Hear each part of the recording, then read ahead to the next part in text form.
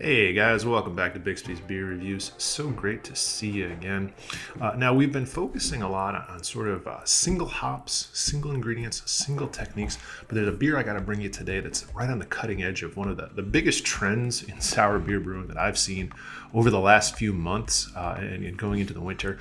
I like to give you the background and the basics on certain beer styles so you can judge them, but BBR is for the people, and I got to give you all the information you need to deal with these crazy new styles that are coming out when you see them, so I'm not going to leave you hanging. So today from Deciduous Brewing out of I believe Haymarket, New Hampshire, with an assist from the crazy people up at Drekker in North Dakota, we have Lollipop Brains. There's no other way to say it, folks. Lollipop Brains is a peanut butter and jelly sour. Peanut butter jelly, peanut butter jelly, peanut butter jelly. Yes, I know. But I've seen this style from a number of major breweries, and I've seen it on a lot of the shelves, and so we got to check it out. Now, maybe it sounds a little crazy to you, but to be honest, this is really just sort of an extension of a number of more basic styles or approaches to sour beers that we've already seen. It's basically just a fruit sour combined with a smoothie sour with the smoothie element amped up a little bit to get a little bit more of a desserty type flavor. So the ingredients here, about what you'd expect. Of course, we have lactose to give it body, peanut butter, as one would expect, strawberry and banana, and then marshmallows. Usually you see sort of the lactose vanilla combo in the smoothie sour. Now we're introducing marshmallows to the party too.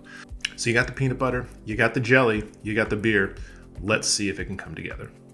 And as you recall, when we talked about our cereal beer from Edmund's Oast, this is going to be another one where I think you just kind of have to judge it on its own merits. You know, you got to understand that they're trying to pull off a particular effect here, and so to me, the success or failure of this beer will be on whether it pulls off the peanut butter and jelly impression. Now, let's take a look at the ingredients. You can see it's a little bit, to be perfectly frank, chunky. One thing you want to do with a can like this, and I probably should have shown you this, guys, you want to, before you open it, don't shake it, turn it on its side, and roll it a few times. Roll it back and forth. That can help get a little bit more of this particulate mixed in like this, as opposed to clumping all at the bottom or all at the top, which you don't want. Anyways, it's a very thick, chunky beer. That's just what it's going to be. You know, there's marshmallows in here. Marshmallows don't really melt into a beer during fermentation. It looks a little peanut buttery. Let's see how it smells. It certainly has a very jelly-forward aroma. I'm getting very fresh farmer's market strawberry aromas right off the bat, and not a little bit of banana too.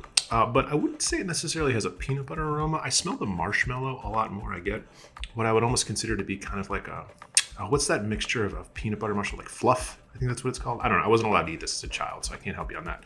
Anyways, it has a very jellyish and sweet and creamy aroma. So you can tell you're going to be getting a thick sour here. It's not going to be a dry one. So let's dive right in.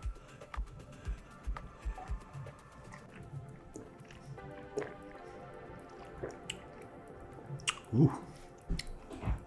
This is by far the thickest fruited sour that I think I've ever had.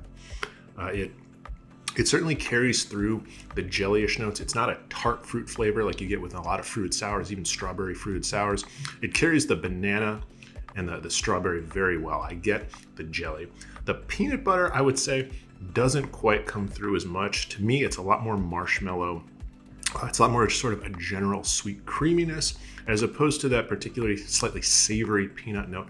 Like as a kid, I was a crunchy peanut butter kid, so maybe I like a little bit more of the peanut flavor. You might have been a creamy peanut butter kid, in which case this is maybe a little bit more towards your liking.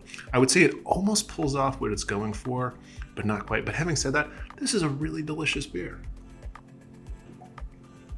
Now, as you can probably tell, we're getting to that point that I talked about when we started our sour beer journey, where you're going to have to start deciding whether this particular beer has crossed the line between beer with adjunct ingredients and calorie-intensive fruit smoothie that might also have some alcohol in it.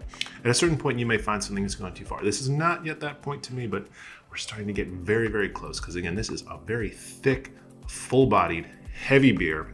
And I think it needs to be to carry all these adjunct flavors through in the way that it's designed to, which is to give you, a thick peanut butter and jelly sandwich impression. So it's a very interesting beer. It's a very interesting approach.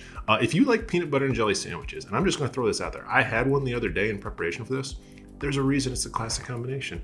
If you like peanut butter and jelly sandwiches, I would highly encourage you to try out this new style because it's very interesting. But even without like an intense peanut butter flavor, you're getting a really interesting, fruit-forward sour beer that moves away from the sour and more towards sort of the sweet flavors that I think beer can convey without, I would say at the end of the day, losing its soul as a beer. I can still tell this is a beer, albeit a very full-bodied one. And that's something that, at least for me, is essential for any beer drinking experience that I'm having. So thanks for checking out this unusual, cutting-edge new style with me. I'm hoping to get you the information you need to make those smart decisions at the beer shop when you see something that, frankly, you didn't know existed 10 seconds ago. So thanks for joining me. Look forward to seeing you next time. Have a good one.